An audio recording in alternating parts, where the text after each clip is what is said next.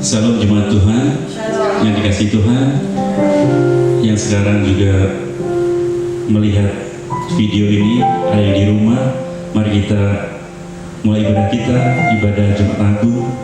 Mari kita siapkan hati kita. Saya rindu kita semua dapat sungguh-sungguh memuji Tuhan, memuliakan nama Tuhan saat hari ini. Ketika Tuhan Yesus dijatuhi hukuman salib, dia dihina,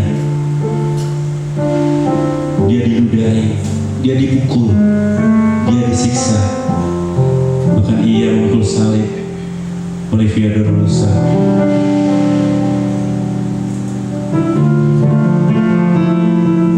Dia Allah, tapi dia tetap manusia. Dia menanggung segala sakit penyakit kita yang harusnya kita tanggung. Dia menanggung segala beban berat kita. Harusnya kita yang dihina, harusnya kita yang diludahi, harusnya kita yang disiksa.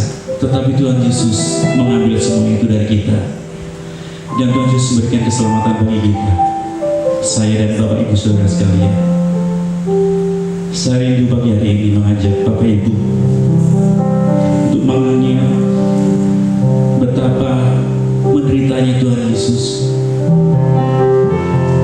pengorbanannya yang termulia buat kita semua. Bapak Ibu Saudara sekalian, mari kita datang pada Tuhan. Mari kita bersatu dalam doa. Sebab karya Tuhan itu begitu nyata bagi hidup kami, Tuhan. Penderitaan-Mu yang tidak bisa kami pikirkan, bahkan tidak bisa kami gambarkan, Tuhan. Alkitab berkata, sampai tidak menyerupai manusia penderitaan, tapi Tuhan lakukan semua itu untuk kami. Saat hari ini Tuhan, kami datang kepada-Mu, Tuhan. Kami mengucap syukur Tuhan karena Kau begitu baik bagi kami. Terima kasih Tuhan. Terima kasih Yesus. Terima kasih. Engkau sungguh mulia.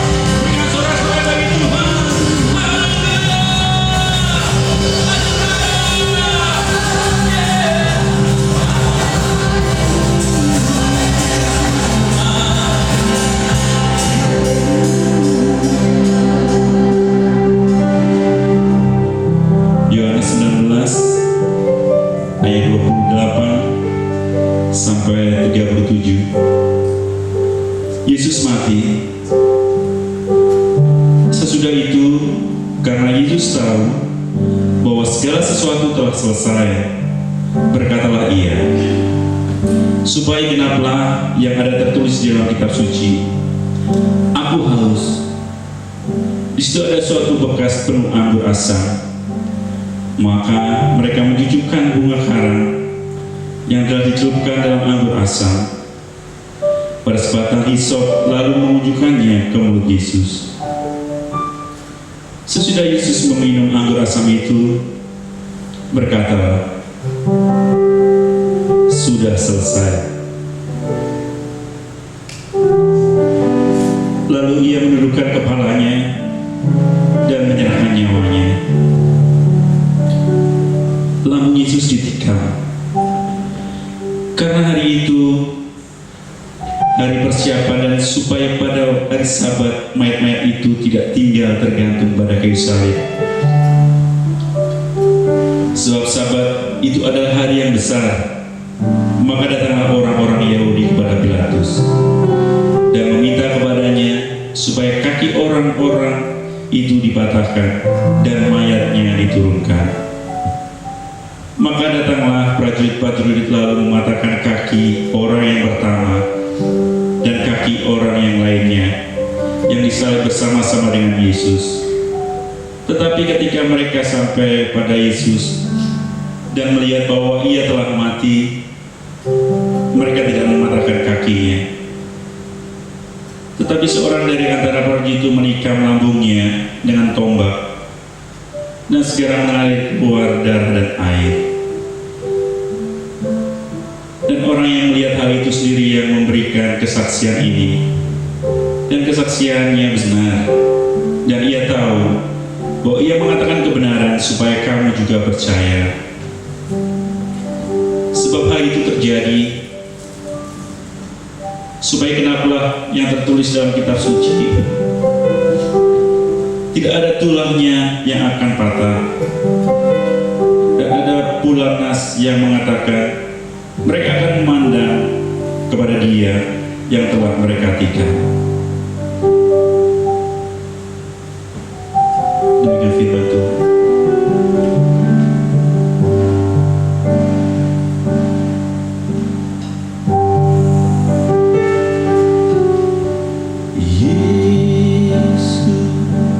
Selamat bagiku, ya Tuhan, selamatkan jiwaku. Bagi Dia pujaanku, tak dapat ku balas kasih-Nya.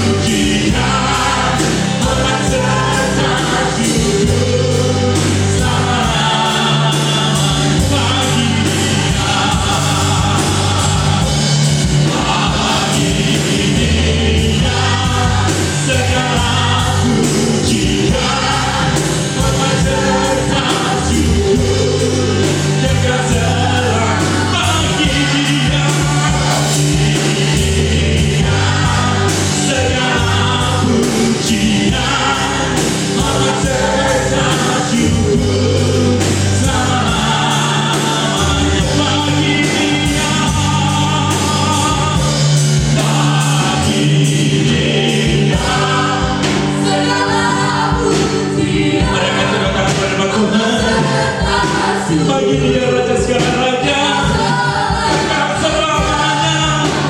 Dia segala pujian, hormat serta syukur sama. Sekali katakan, bagi Dia.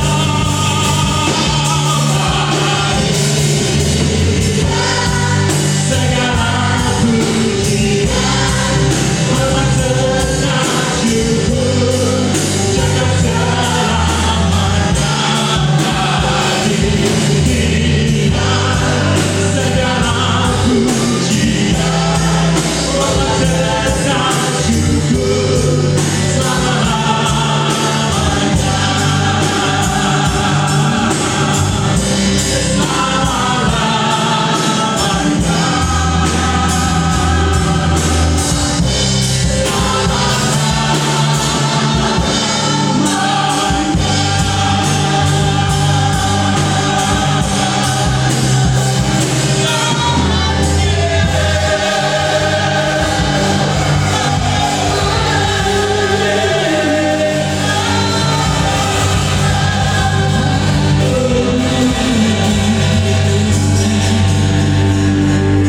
Tidak ada satu nama yang layak menerima pujian dan sembah.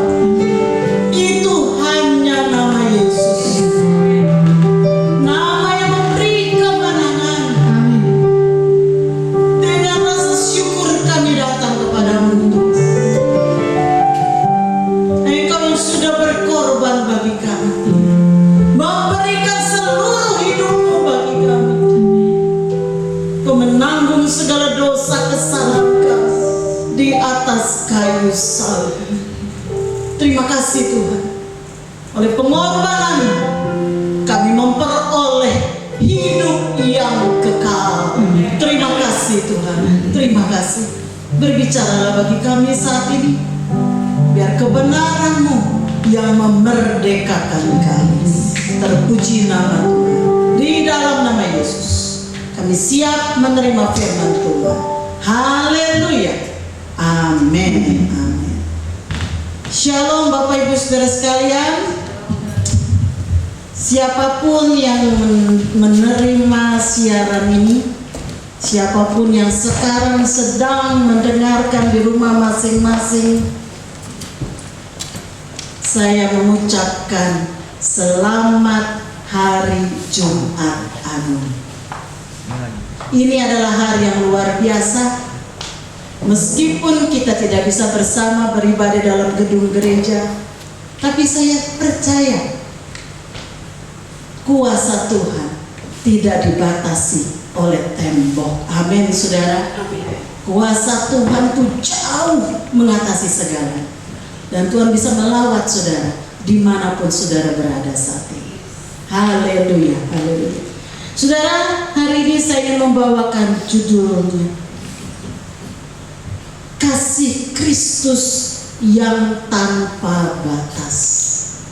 Sekali lagi, kasih Kristus yang tanpa batas. Mari kita buka dalam 1 Petrus 1 ayat 1 sampai 13. 1 Petrus pasal yang pertama ayat yang ke-1 sampai ayat 13. Saya akan bacakan bagi saudara-saudara semuanya. Dari Petrus, Rasul Yesus Kristus, kepada orang-orang pendatang yang tersebar di Pontus, Galatia, Kapadokia, Asia Kecil, dan Bitinia, yaitu orang-orang yang dipilih sesuai dengan rencana Allah Bapa kita dan yang dikuduskan oleh Roh, supaya taat kepada Yesus Kristus dan menerima percikan darahnya. Kiranya kasih karunia dan damai sejahtera makin melimpah atas kamu. Ayat 3. Terpujilah Allah dan Bapa Tuhan kita Yesus Kristus, yang karena rahmat-Nya yang besar telah melahirkan kita kembali oleh kebangkitan Yesus Kristus dari antara orang mati kepada suatu hidup yang penuh pengharapan, untuk menerima suatu bagian yang tidak dapat binasa, yang tidak dapat cemar, dan yang tidak dapat layu, yang tersimpan di surga bagi kamu, yaitu kamu yang dipelihara dalam kekuatan Allah karena imanmu, sementara kamu menantikan keselamatan yang telah tersedia untuk dinyatakan pada zaman akhir. Bergembiralah akan hal itu, sekalipun sekarang ini kamu seketika harus berduka cita oleh berbagai-bagai pencobaan. Maksud semuanya itu ialah untuk membuktikan kemurnian imanmu yang jauh lebih tinggi nilainya daripada emas yang fana, yang diuji kemurniannya dengan api, sehingga kamu memperoleh puji-pujian dan kemuliaan dan kehormatan pada hari Yesus Kristus menyatakan dirinya. Sekalipun kamu belum pernah melihat Dia, namun kamu mengasihinya, kamu percaya kepada Dia. Sekalipun kamu sekarang tidak melihatnya, kamu bergembira karena sukacita yang mulia dan yang tidak terkatakan. Karena kamu telah mencapai tujuan imanmu, yaitu keselamatan jiwamu. Keselamatan itulah yang diselidiki dan diteliti oleh nabi-nabi yang telah bernubuat tentang kasih karunia yang diuntukkan bagimu. Dan mereka meneliti saat yang mana dan yang bagaimana yang dimaksudkan oleh Roh Kristus yang ada di dalam mereka, yaitu Roh yang sebelumnya memberi kesaksian tentang segala penderitaan yang akan menimpa Kristus dan tentang segala kemuliaan yang menyusul sesudah itu. Kepada mereka telah dinyatakan bahwa mereka bukan melayani diri mereka sendiri, tetapi melayani kamu dengan segala sesuatu yang telah diberitakan sekarang kepada kamu dengan perantaran mereka yang oleh Roh Kudus yang diutus dari surga menyampaikan berita Injil kepada kamu, yaitu hal-hal yang ingin diketahui oleh malaikat-malaikat. Sebab itu, siapkanlah akal budimu, waspadalah, dan letakkanlah pengharapanmu seluruhnya atas kasih karunia yang dianugerahkan kepadamu pada waktu penyataan Yesus Kristus. Bapak Ibu Saudara sekalian, berita penyaliban dan kematian Yesus itu dipelesetkan oleh beberapa orang. Ada yang mengatakan bahwa bukan Yesus yang disalib, tetapi orang yang menyerupai Yesus. Namun saudara, kalau hari ini seluruh dunia memperingati kematiannya, ini adalah suatu bukti bahwa kematiannya itu adalah sungguh terjadi. Amin. Dunia tidak bisa membendung kebenaran ini. Saudara, kalau baca dalam Injil Markus, ketika Yusuf dari Arimatea meminta izin kepada Pilatus untuk menguburkan Yesus di dalam tanah kuburannya yang baru, firman Tuhan mengatakan dengan jelas bahwa Pilatus meminta penjelasan dari kepala pasukan. Penjelasan tentang apa? Tentang apakah benar-benar Yesus sudah mati. Pilatus bukan orang sembarangan, dia orang yang teliti. Dan ketika dia mendengar dari kepala pasukan yang memang pada saat itu menjadi saksi mata daripada kematian Yesus, baru Pilatus mengizinkan Yusuf dari Arimatea untuk menguburkan Yesus.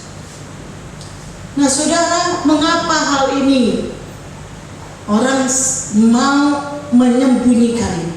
Karena saudara, kalau tidak ada kematian, maka berarti tidak ada kebangkitan. Kalau tidak ada kebangkitan, maka sia-sialah iman kita. Karena kita masih ada di dalam perbudakan dosa. Jadi keselamatan kita dibayar dengan harga yang sangat mahal. Dan semua karena kasih Kristus yang tanpa batas. Ini semua adalah kasih karunia. Saudara, kita melihat Ada 3 kasih karunia yang kita sudah baca dalam perikop tadi. Yang pertama adalah kasih karunia yang memilih. Di dalam ayat 2 dikatakan apa di situ? Orang-orang yang dipilih sesuai dengan rencana Allah Bapa kita. Jadi saudara, rencana Allah yang kekal atas orang percaya itulah yang memungkinkan terjadinya pemilihan. Bermula dari rencana Allah yang luar biasa. Rencana apa? Rencana menyelamatkan manusia. Yeremia 29 mengatakan rancangan Allah adalah rancangan damai sejahtera untuk memberikan masa depan yang penuh pengharapan. Saudara, kasih karunia yang memilih itu berarti bahwa dasar pemilihan bukan karena kebaikan manusia. Dasar pemilihan bukan karena perbuatan manusia. Saudara, keselamatan tidak bisa dibeli. Betapapun kayanya saudara, berapapun harta milik saudara, tidak bisa membeli keselamatan. Karena dasar pemilihan adalah karena kasih-Nya yang besar. Yohanes 3 ayat 16 mengatakan, karena begitu besar kasih Allah akan dunia ini. Karena begitu besar kasih Allah akan dunia ini, sehingga Ia mengaruniakan anaknya yang tunggal. Saudara, tujuan kita dipilih adalah supaya apa, saudara? Tadi di dalam ayat yang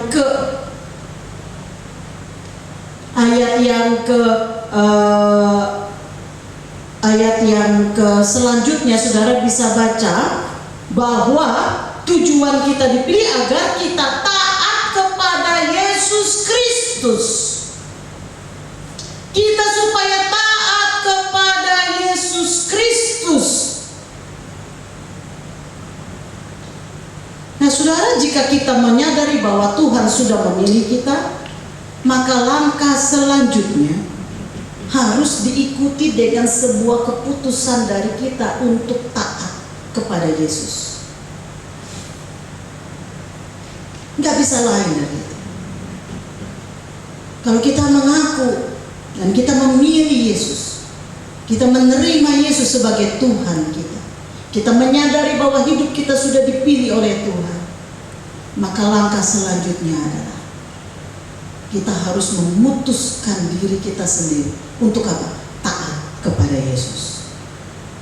Hidup taat adalah tanda ucapan syukur kita atas kasih karunia Tuhan yang telah memilih kita. Jadi yang pertama adalah kasih karunia yang memilih. Lalu yang kedua, saudara, yang kedua adalah kasih karunia yang memberi keselamatan.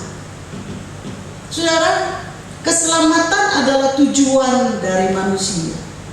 Sebab itu agama-agama semuanya mencari jalan untuk memperoleh apa? Keselamatan. Firman Tuhan tadi mengatakan bahwa dari zaman purbakala para nabi telah meneliti dan bernubuat tentang keselamatan karena kasih karunia. Para nabi telah menubuatkan oleh pimpinan Roh Kudus bahwa ada satu pribadi yang akan menderita bagi keselamatan manusia. Para nabi telah menubuatkan tentang penderitaan yang dialami Yesus dan juga tentang kemuliaan yang akan diterimanya. Saudara, keselamatan telah tersedia. tetapi kesempurnaannya akan dinyatakan pada akhir zaman ketika Yesus Kristus dinyatakan kedua kali. Saudara, Tuhan menyediakan keselamatan bagi kita bukan karena pekerjaan kita, tetapi karena kasih karunia dan kemurahan semata. Roma pasal 5 ayat yang 10 mengatakan, sebab jikalau kita ketika masih seteru diperdamaikan dengan Allah oleh kematian anaknya, lebih-lebih kita yang sekarang telah diperdamaikan pasti akan diselamatkan oleh hidupnya. Ini luar biasa, saudara. Waktu kita masih seteru saja, masih hidup di dalam dosa, kita sudah diperdamaikan di dalam kematian.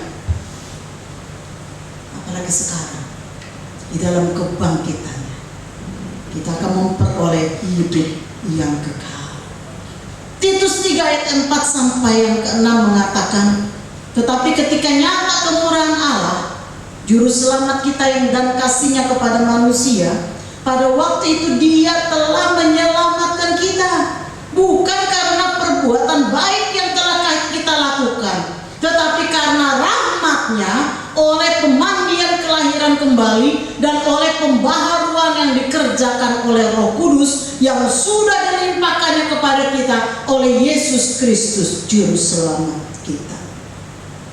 Nah, saudara, kasih karunia yang memberi keselamatan ini pun berarti keselamatan terjadi melalui kelahiran kembali. Tadi dikatakan melalui oleh pemandian kelahiran kembali. Nah, saudara, hanya kelahiran kembali yang membuat perubahan status. Saya dilahirkan dari keluarga setiawan.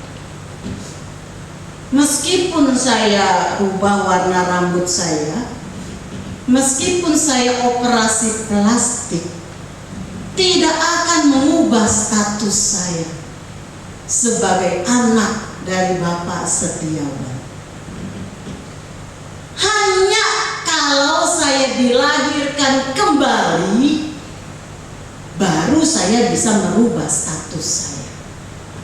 Yeremia 13 ayat 23 dikatakan, dapatkah orang Ethiopia mengganti kulitnya atau macan tutul mengubah belangnya?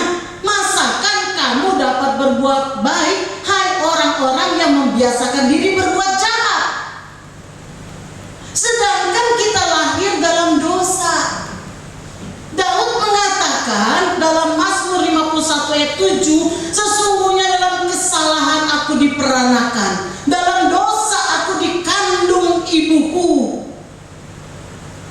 Perbuatan baik sebanyak apapun tidak dapat mengubah status kita. Saudara yang lahir dalam dosa tidak akan bisa merubah statusmu. Satu-satunya jalan adalah dengan dilahirkan kembali. Sebab itu Paulus mengatakan dalam 2 Korintus 5 ayat 17 bahwa kita, jika kita ada di dalam Kristus, kita menjadi ciptaan baru. Yang lama sudah berlalu, yang baru sudah datang. Kita menjadi ahli waris kerajaan Allah melalui kelahiran baru, kelahiran secara rohani. Nikodemus pernah bertanya, bagaimana seseorang dilahirkan kembali? Apakah itu berarti harus masuk kembali ke dalam rahim ibunya dan dilahirkan lagi? Perhatikan, Nikodemus berpikir secara manusiawi. Kelahiran baru bukan dalam dimensi fisik. Kelahiran baru adalah di dalam dimensi roh. Ketika saudara dilahirkan kembali dalam roh, maka saudara akan memperoleh natur yang baru. Saudara akan memperoleh hati yang baru, roh yang baru, kasih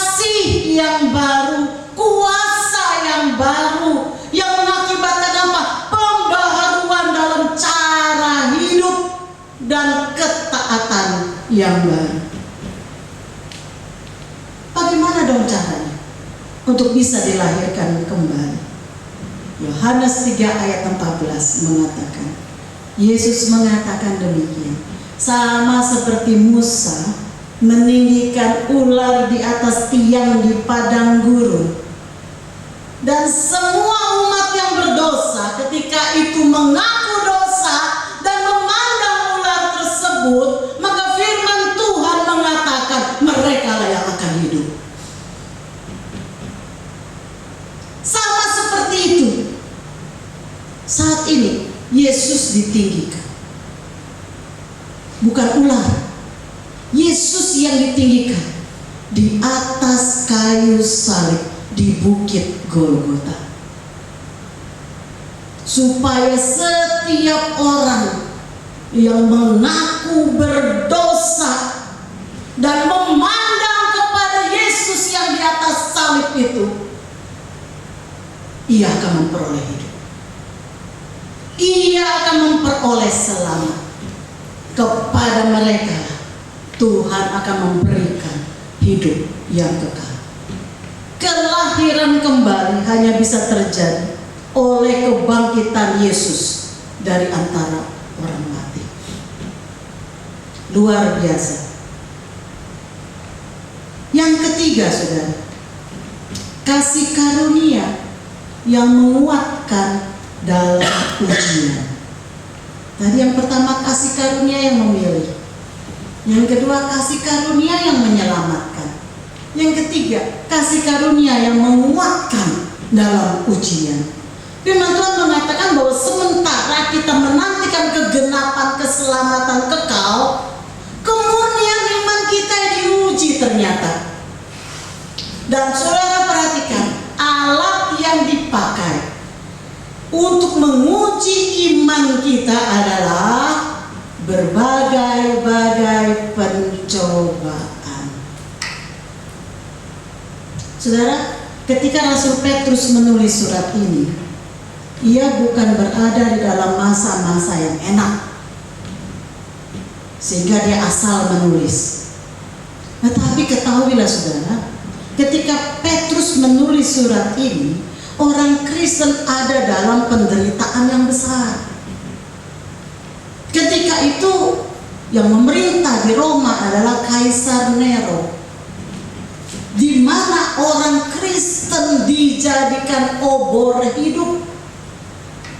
Hidup dibakar. Supaya apa? Supaya jadi obor yang menerangi pinggir jalan. Orang Kristen dimasukkan ke dalam kulit binatang dan dicabik-cabik sambil masih dalam keadaan hidup oleh binatang buas.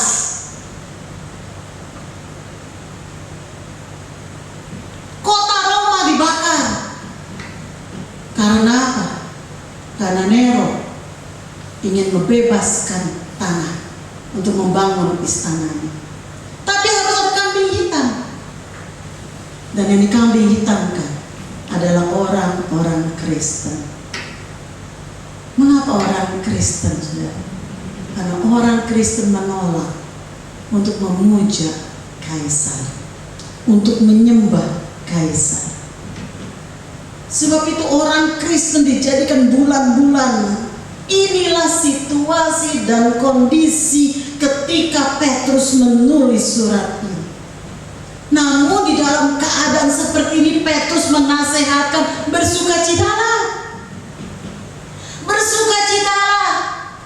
Meskipun dikatakan untuk seketika mengalami penderitaan. Supaya apa? Membuktikan kemurnian iman. Nah saudara, ketika dalam pencobaan dan menderita, ingat bahwa pengharapan kita bukan di sini. Pengharapan kita bukan pada status. Pengharapan kita bukan pada uang. Pengharapan kita bukan pada pendidikan. Pengharapan kita bukan pada pekerjaan. Petrus mengatakan, taruhlah pengharapanmu seluruhnya kepada kasih karunia. Ayat 13 dikatakan, letakkan pengharapanmu seluruhnya. Perhatikan kata seluruhnya. Seluruhnya bukan berarti 50%. Lalu 20%-nya kita taruh pada keluarga. 20%-nya kita taruh pada harta kita. 10% kita taruh pada pekerjaan kita. Jika pengharapan kita bagi-bagi seperti ini, maka saudara, saya mau katakan, jika salah satu tergoncang, imanmu akan ikut tergoncang. Kalau engkau menaruh pengharapanmu sebagian pada pekerjaan, ketika pekerjaan tidak lancar, engkau akan jadi frustasi. Kalau engkau taruh pengharapanmu sebagian kepada keluarga, ketika anggota keluargamu sakit atau meninggal, engkau akan menjadi seperti layangan putus, tidak tahu harus bergantung bagaimana. Sebab itu firman Tuhan mengatakan, taruhlah seluruh pengharapanmu kepada kasih karunia Tuhan. Sama seperti Kristus mengasihi kita juga tanpa batas, dengan menyerahkan seluruh hidupnya bagi kita. Maka kalau kita menaruh pengharapan kita kepada kasih karunia Tuhan, maka itu tidak akan pernah bisa diambil daripada kita. Ini adalah warisan kekal yang tidak tergoncangkan. Haleluya. Karena kita taruh pengharapan kita pada kasih karunia Allah yang tidak bisa digoncangkan. Nah saudara, dalam kesusahan Tuhan memelihara kita di dalam kekuatan Allah. Ayat yang kelima dikatakan, yaitu kamu yang dipelihara dalam kekuatan Allah karena iman. Ini yang membuat kita bisa bersukacita dalam kesusahan. Saudara, apa maksud Tuhan mengizinkan kita ada di dalam pencobaan?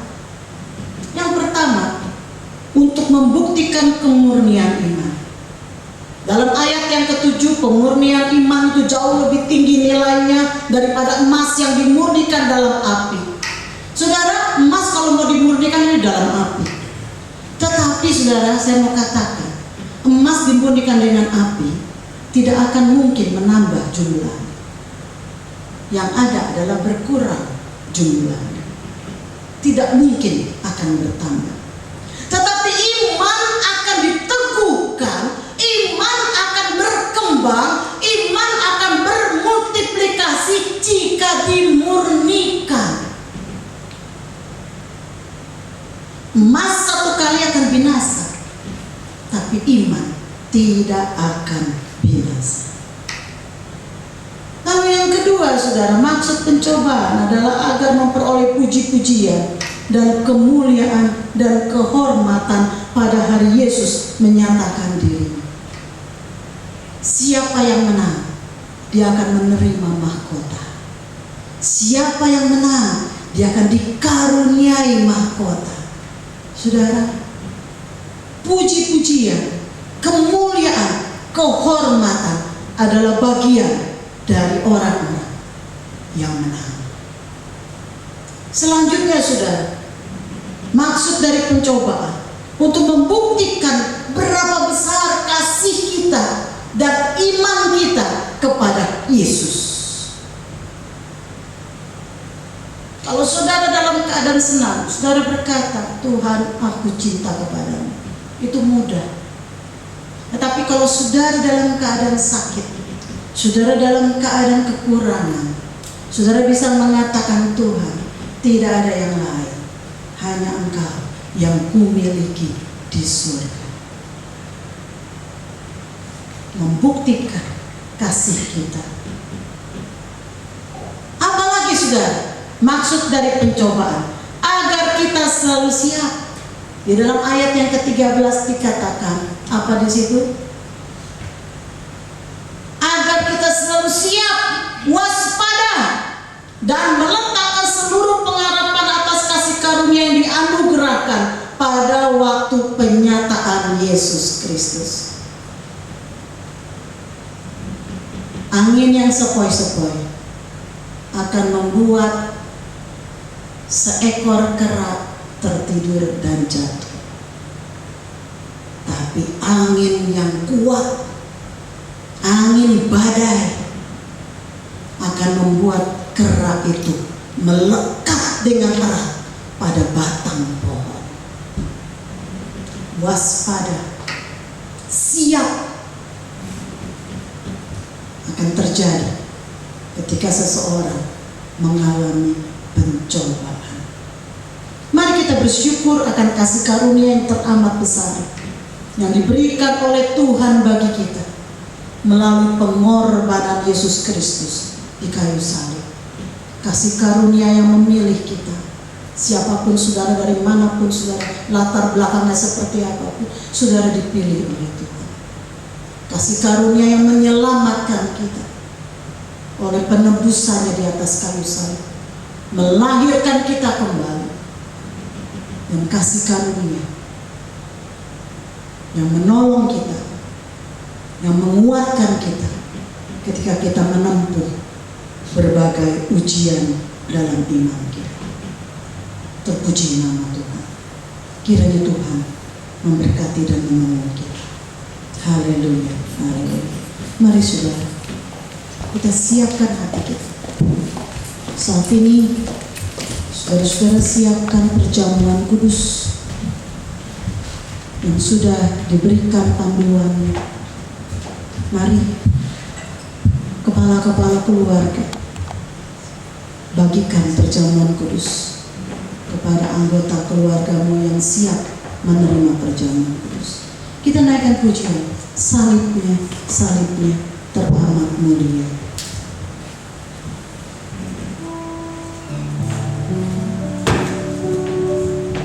Salibnya,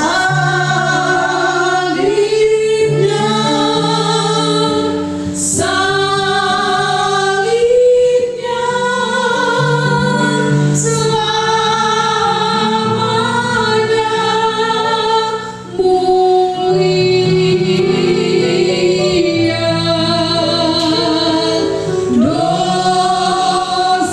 Dosaku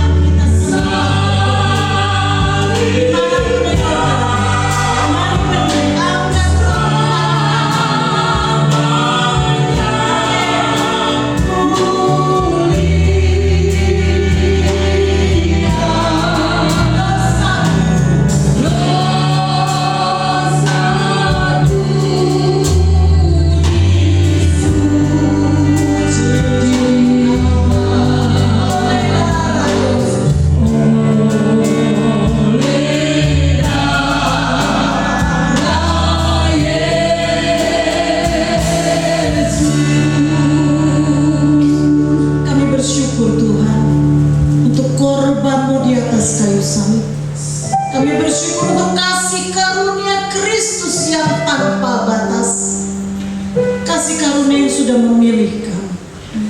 Siapa kami kalau beroleh anugerah yang besar seperti Yesus? Kasih karunia yang telah menyelamatkan kami melalui kelahiran baru di dalam penebusan Kristus. Dan kasih karunia yang memberikan kami kekuatan untuk menghadapi berbagai ujian dan pencobaan. Terima kasih Tuhan. Engkau tidak membiarkan kami sendiri, tetapi Engkau ada bersama dengan kami. Engkaulah Allah Immanuel yang selalu menyertai kami. Terima kasih Tuhan. Saat ini Tuhan kami masuk dalam perjamuan kudus.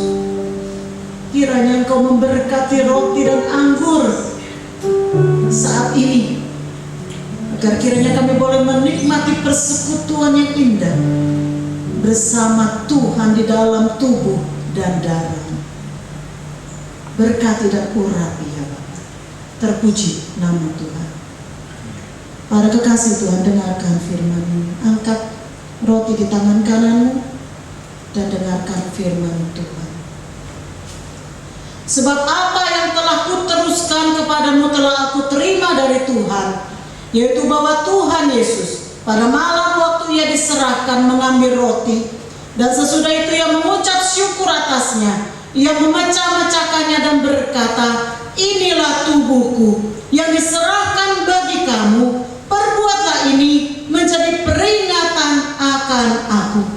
Bukankah roti yang ada di tangan kanan kita ini adalah persekutuan dengan tubuh Kristus? Amin. Sebab itu mari kita terima dan makan di dalam nama Yesus. Amin.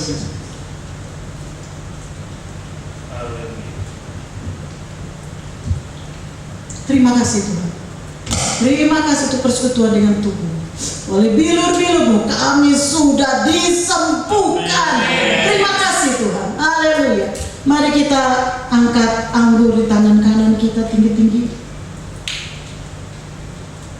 Kita dengarkan firman.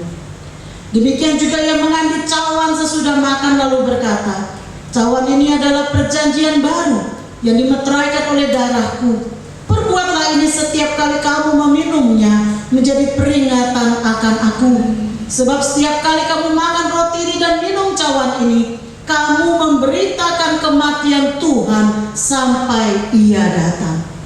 Bukankah anggur yang ada di tangan kanan kita ini adalah persekutuan dengan darah Kristus? Amin. Sebab itu mari kita terima dan minum di dalam nama Yesus.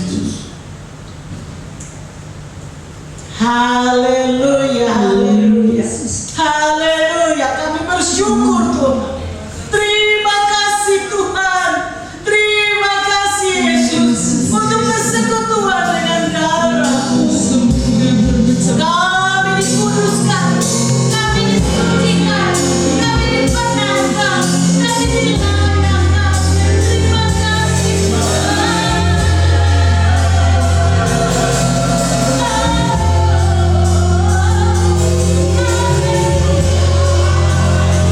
Terima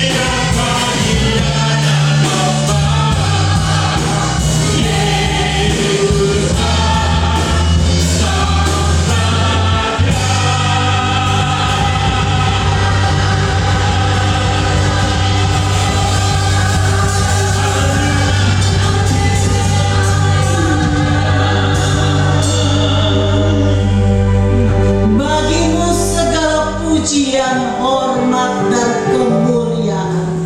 Engkau layak diagungkan, Engkau layak ditinggikan. Saat ini Tuhan kami berdoa bahwa saudara-saudara kami yang saat ini mengalami sakit penyakit oleh karena virus COVID-19, Tuhan kami mohon belas kasihan. Di dalam nama Yesus, kiranya kesembuhan bilur-bilur Yesus menyembuhkan mereka yang sakit penyakit, Tuhan.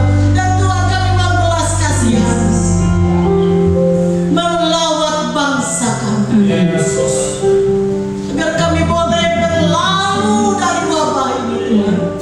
Lindungi seluruh rakyat Indonesia dari wabah COVID-19 ini. Dan kami nyatakan COVID ini berhenti di dalam nama Yesus.